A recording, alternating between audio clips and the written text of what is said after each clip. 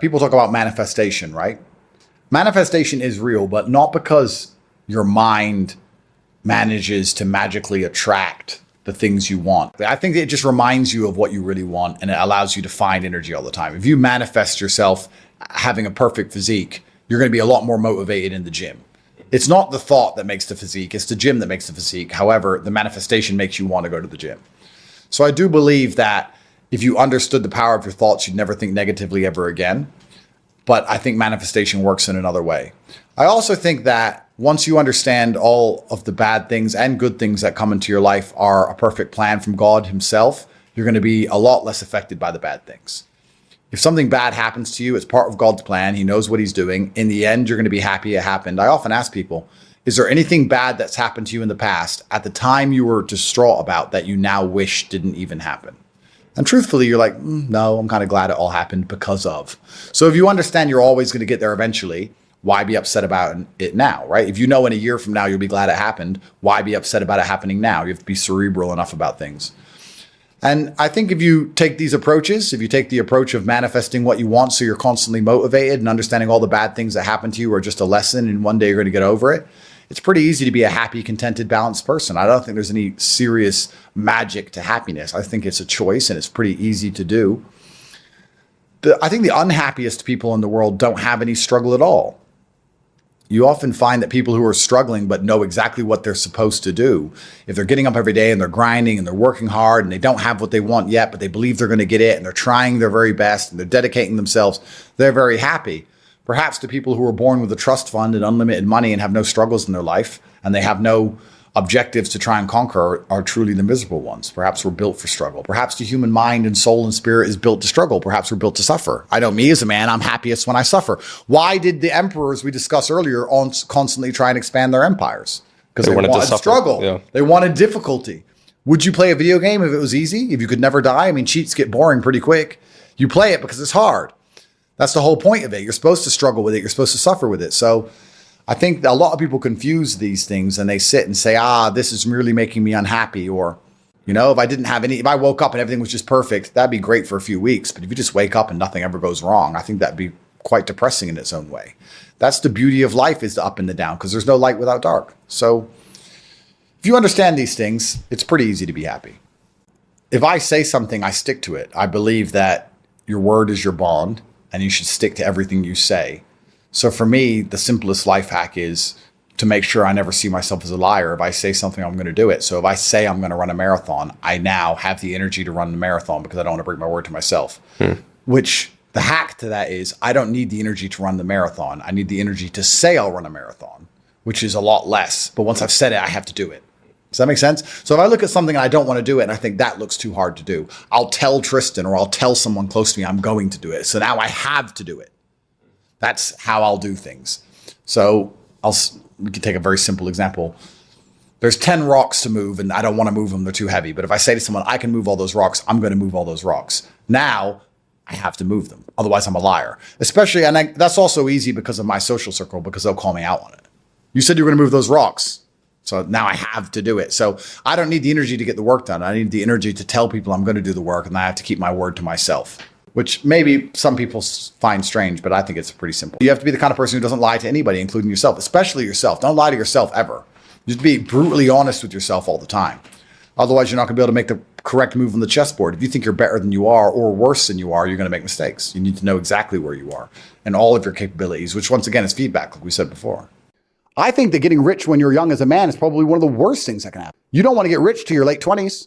You want to spend all your 20s broke. Broke and grinding. Broke, grinding, training, making girls like you for who you are and your backpack. Being funny, being interesting. That's what you need to do. I spent my 20s winning world title fights and living in girls' houses they were fucking cooking for me. I didn't have any money. Yeah. That's how I grew up. Yeah. If I had money at 18, 19, I would have skipped so many experiences and so many hard lessons. I'd be a fraction of the man I am today. So I don't like the idea of kids just gambling and getting lucky. Yeah. Now, that's the worst thing that can happen to a young man. He's skipping all the struggle, all the pain and suffering he's going to attempt to skip with money. He's going to end up suffering more in the end, but he's going to just lose. What is fun? Like, I don't know what's fun anymore. I feel like the world's kind of the same wherever you are. People often say to me, what's Romania like? And I say, well, yeah, it's beautiful. It's got beautiful nature. It's got amazing history.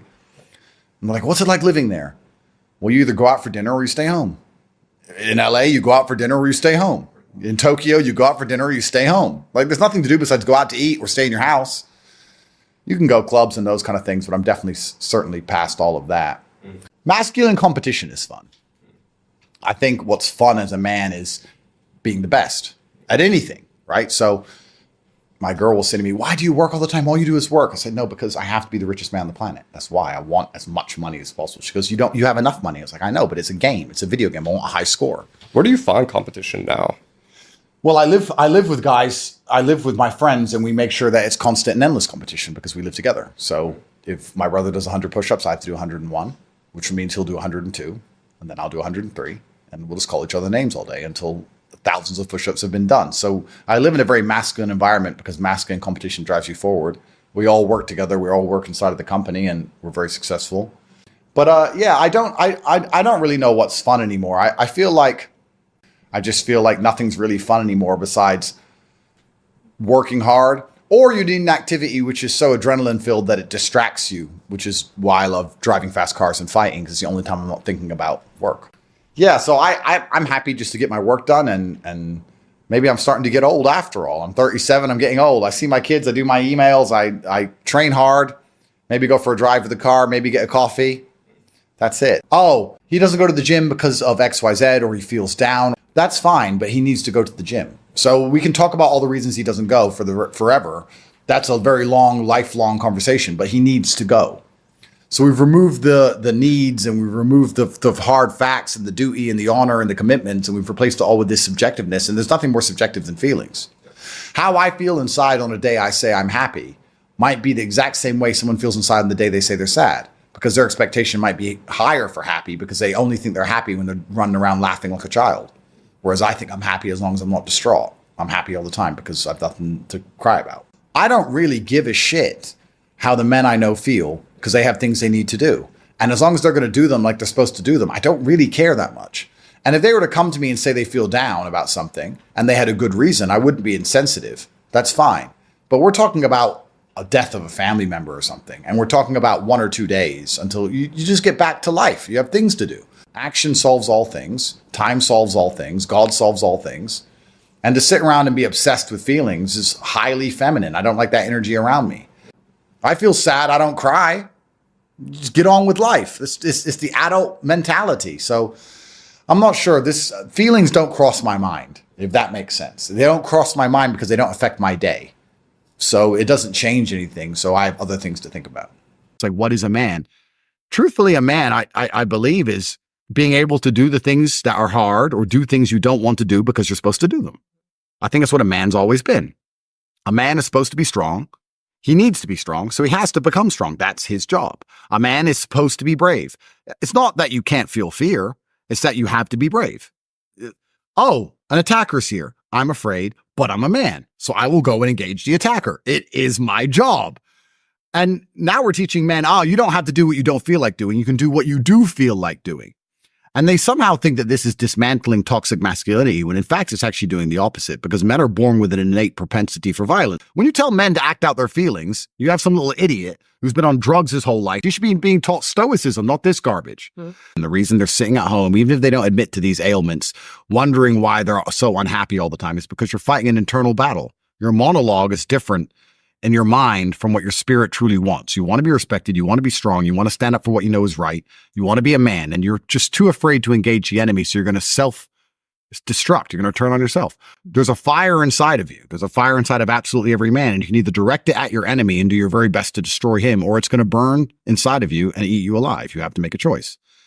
The cowardice that you feel that prevents you from engaging the enemy is the biggest betrayal, because now you're just engaging yourself. The battle's certain either way. So I strongly recommend you find who the enemy is and direct your efforts towards their destruction, as opposed to sitting there allowing yourself to self-immolate.